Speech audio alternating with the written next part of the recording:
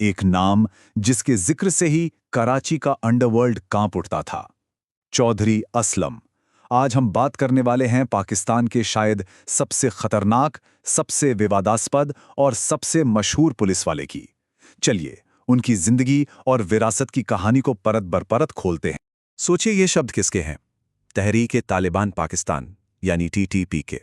और ये कोई खोखली धमकी नहीं थी, नहीं, ये तो एक सीधा सीधा ऐलान-ए-जंग था। और यहीं से चौधरी असलम की कहानी का सबसे खतरनाक चैप्टर शुरू होता है। और उस चैप्टर का अंत हुआ 9 जनवरी 2014 को कराची का लियारी एक्सप्रेसवे। एक पुलिस काफिला और फिर एक जोरदार धमाका। एक सुसाइड कार बॉम्बर ने सब कुछ खत्म कर दिया। इस हमले में असलम और उनके 2 साथी मारे गए।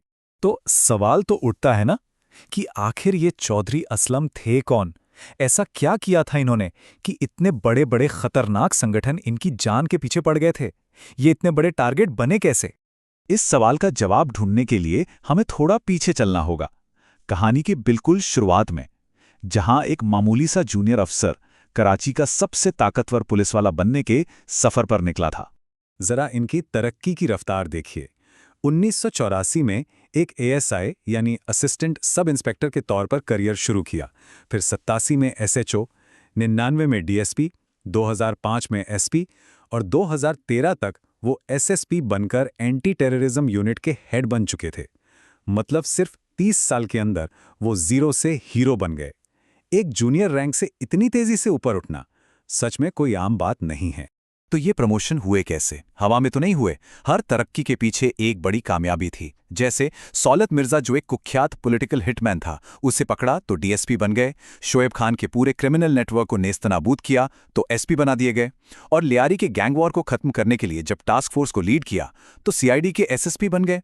मतलब साफ था, असलम नतीजे देते थे। शहर के सबसे मुश्किल काम वो अपने हाथ में लेते थे और उन्हें पूरा करते थे। लेकिन जैसा अक्सर होता है, कहानी का सिर्फ एक पहलू नहीं होता। कामयाबी की इस चमक के पीछे एक गहरा साया भी था। और यही वो पहलू है जिसने उन्हें सुपर कॉप के साथ साथ एक बेहद विवादित शख्सियत भी बनाया। चलिए अब बात करते हैं उनके काम करने के तरीकों की। साउथ एशिया की पुलिसिंग में एक टर्म बहुत इस्तेमाल होता है, एनकाउंटर स्पेशलिस्ट।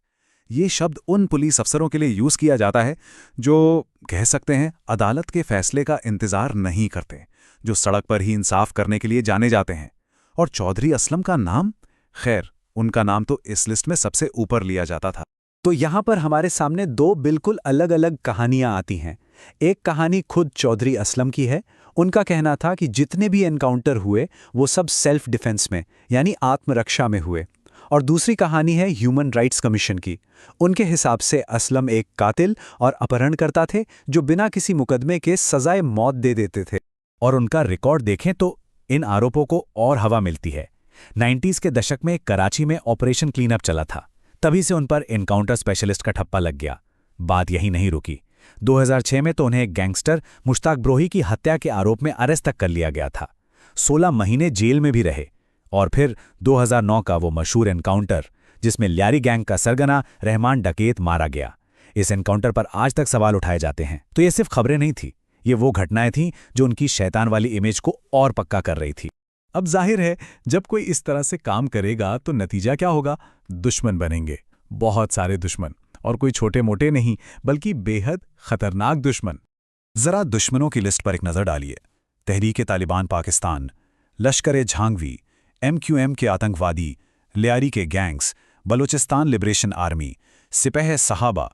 मतलब कराची के अंडरवर्ल्ड और दहशतगर्दी की दुनिया का शायद ही कोई बड़ा नाम होगा जो असलम को खत्म नहीं करना चाहता था। इससे पता चलता है कि वो 24 घंटे कितने बड़े खतरे में जी रहे थे। और इन दुश्मनों ने सिर्फ चाहा नहीं, कोशिश भी की। एक बार नहीं, 2 बार भी नहीं, बल्कि पूरे 9 बार। सोचिए, 9 बार जानलेवा हमले, और हर बार चौधरी असलम बच निकले। हर बार। लेकिन जो 10वीं कोशिश थी वो अलग थी। और ऐसा नहीं था कि वो खतरों से डरते थे। अरे नहीं, वो तो उन्हें सामने से ललकारते थे। 2011 में एक ट्रक बॉम्ब से उनका पूरा घर उड़ा दिया गया था। इसके बाद असलम ने क्या कहा? उन्होंने कहा, मैं उन्हें उसी जमीन में दफना दूंगा। ये बयान उनके बेखौफ अंदाज की एक मिसाल है। तो जब ऐसी शख्सियत की मौत होती है तो पीछे क्या रह जाता है? एक विरासत। लेकिन चौधरी असलम के मामले में एक नहीं बल्कि दो बिल्कुल अलग अलग और एक दूसरे से एकदम उलट विरासतें हैं।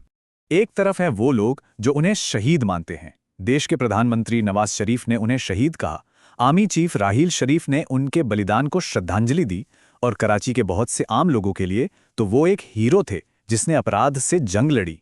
और फिर सिक्के का दूसरा पहलू, मानवाधिकार संगठन जो उन्हें एक्स्ट्रा जुडिशियल किलिंग्स का जिम्मेदार ठहराते हैं। एक ही शख्स जिसे कुछ लोग शहीद कहते हैं और कुछ शैतान। और उनकी जो लार्जर दैन लाइफ इमेज थी वो सिर्फ अखबारों की सुर्खियों तक ही नहीं रही, वो सिनेमा के पर्दे पर भी पहुंच गई। उन पर चौधरी द शहीद और धुरंधर जैसी फिल्में बनी। इन फिल्मों ने उनकी कहानी को एक तरह से अमर कर दिया। और आखिर में उनकी कहानी हम एक बहुत बड़े और मुश्किल सवाल के सामने लाकर खड़ा कर देती है। सोचिए, एक ऐसा शहर जो हिंसा और जुर्म की आग में जल रहा हो, क्या वहां सुरक्षा लाने के लिए अपनाए गए तरीके सही या गलत के पैमाने से ऊपर हो जाते हैं? क्या मकसद इतना बड़ा हो सकता है कि उसे हासिल करने के लिए अपनाए गए रास्ते मायने नहीं रखते? इसका जवाब शायद इतना आसान नहीं है।